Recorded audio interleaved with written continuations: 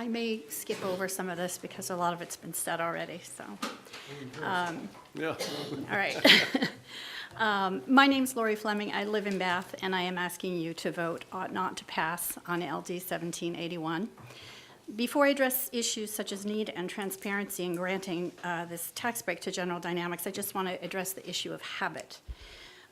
In writing about this tax request, journalist Alex Nunes quotes Philip Matera, research director at the DC-based policy center Good Jobs First, as saying, quote, "Companies get hooked on these kinds of financial assistance, and they can always come up with another rationale for it." Companies get hooked on these.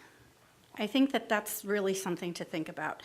There are think tanks and economists around the country who have studied these corporate giveaways and labeled them as unhealthy and ineffective.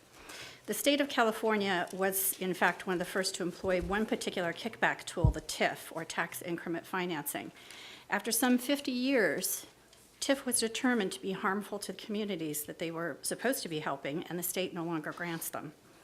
It took a half a century to break a habit, but that's what California did.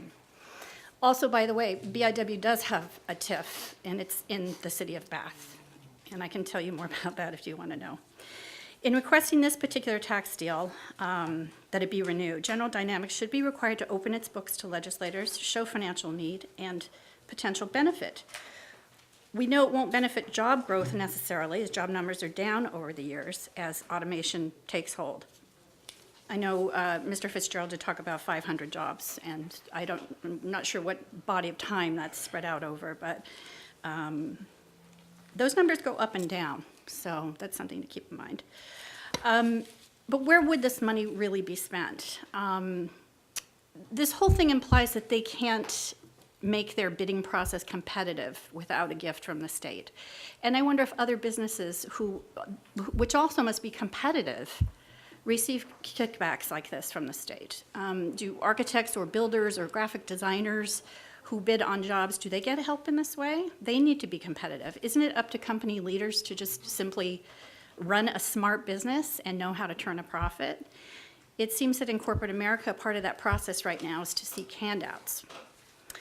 I'd like to mention here too that in an editorial last night in the Times Record, John Fitzgerald was quoted as saying that if we don't get this, BIW won't close. It will just make our job a little harder. And when I saw that, I thought it was in the middle of an editorial supporting this tax deal, but I thought that his words spoke volumes. GD and BIW do provide jobs, and these jobs allow GD to make billions of dollars in profit each year, which in turn allows their CEOs to bring home millions of dollars in yearly paychecks. They're sitting on so much cash right now, as we've heard, they're buying back their own stocks. One economist says that, quote, "We are being taken for fools for giving subsidies to corporations engaged in this because it shows that they don't need the money." And by the way, that same economist says that share repurchasing or buying back stocks is a major contributor to income equality. If you could summarize.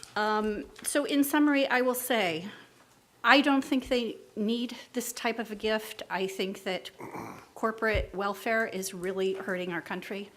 And if there is some sort of a deal, it's clearly imperative that we have a vetting process and that evaluation and impact are, and need transparency in stressing their need, that that's part of the process.